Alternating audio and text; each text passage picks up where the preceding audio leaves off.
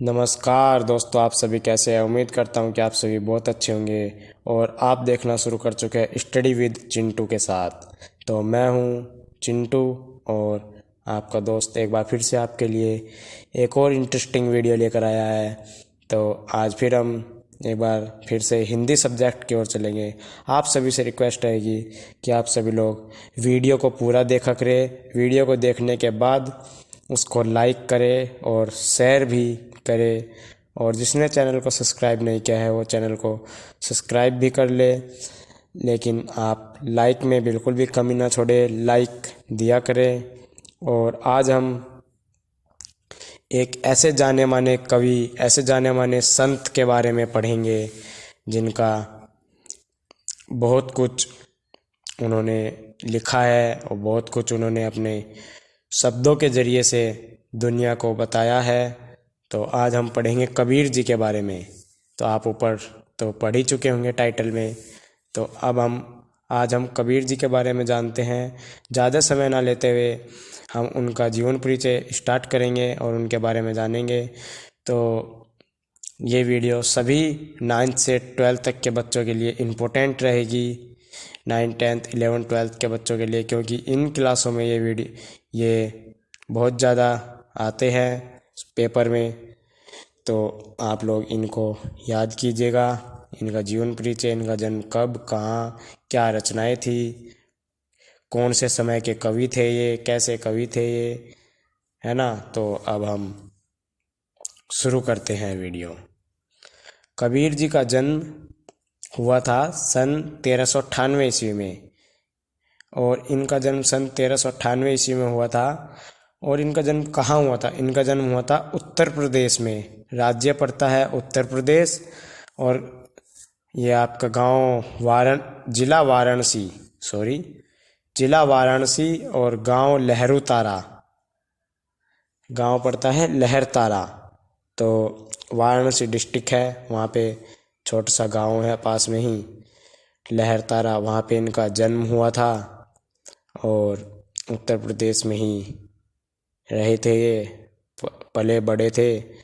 और इनकी कुछ प्रमुख रचनाएं हैं जो इन्होंने लिखी है। हम पहले उनके बारे में जानते हैं, फिर इनके कुछ बातें जानेंगे। तो प्रमुख रचनाएं देखिए आप।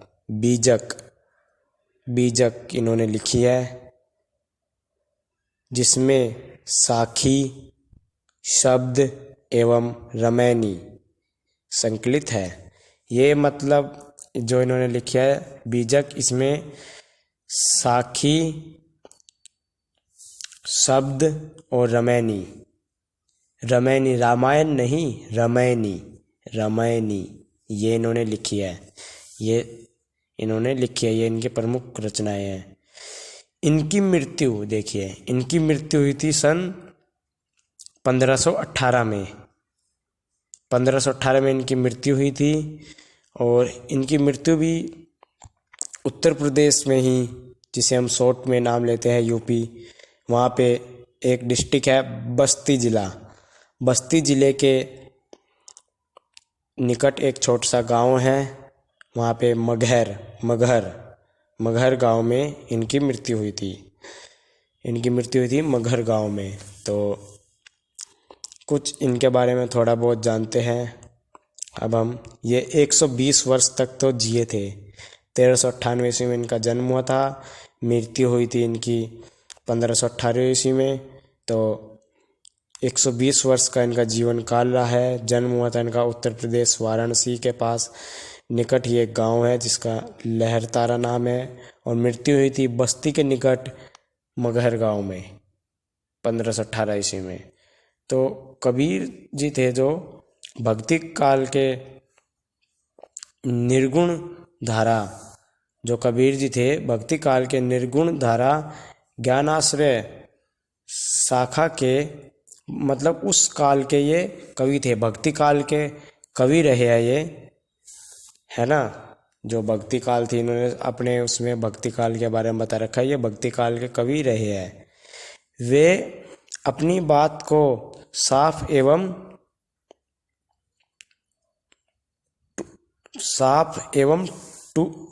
टूक शब्दों में कहना चाहते थे, कहना जानते थे। जो टूक शब्द का मतलब हुआ बिल्कुल साफ शब्दों में, जो कहना है सीधा कह दो, जिसके मुंह पे जो भी बोलना है सीधा बोल दो बस। और इसी प्रभावी ढंग से वह कह देने के लिए प्रसिद्ध थे। तो इसी तरह वह कहना चाहते थे और इसी तरह वह सबको बात बोलते थे। एक बात और बताऊँ आपको, वह ब्राह्मण, जो पंडित लोग होते हैं ब्राह्मण लोग, उनसे बहुत चिढ़ते हैं वो। उनसे उनसे मतलब उनका और उनका बिल्कुल 36 का आंकड़ा था। तो ये आपके जीवन परिचय में बहुत महत्वपूर्ण बात है।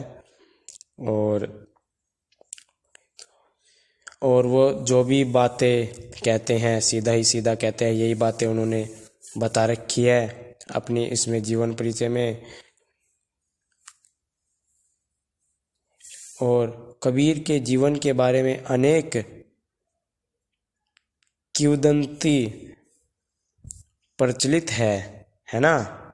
तो अनेक बातें प्रचलित है इनकी, उसमें कबीर के जीवन की बहुत सारी। और इसीलिए इन्हें हजारी प्रसाद द्विवेदी ने, जो हजारी प्रसाद द्विवेदी लेखक है, उन्होंने कबीर की वाणी को क्या बताया है?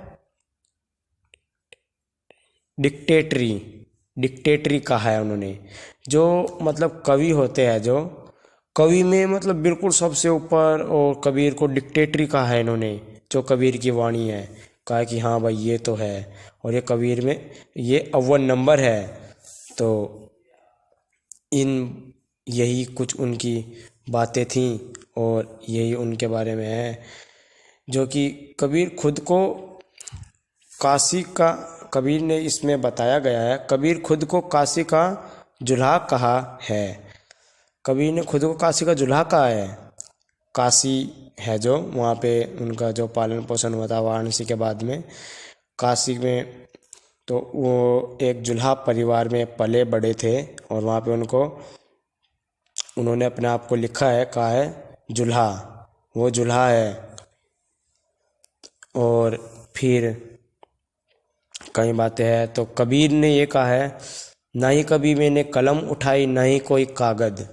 कबीर ने कभी भी कोई कलम नहीं उठाई, कभी कोई कागज़ नहीं उठाया। कलम उठाएंगे तब कागज़ उठाएंगे ना लिखने के लिए। तो कभी कोई मतलब नहीं, कभी उन्होंने लिखा नहीं। ये लिखने वाले तो कोई और ही हैं। तो इसलिए समझिए उनकी वाणी को और आप लोग पढ़िए। यही बातें प्रमाण करती है कि कभी बिना पढ़े लिखे, कभी बिना स्कूल की ओर गए हुए, और फिर भी आज वह इतने वर्षों के उपरांत भी प्रसिद्ध है और वह सदैव प्रसिद्ध रहेंगे। तो आप लोग बस आज की वीडियो में इतना ही आप लोग देखिए, और वीडियो को शेयर, सब्सक्राइब और लाइक ज़रूर करें, चैनल को सब्सक्राइब भी करें।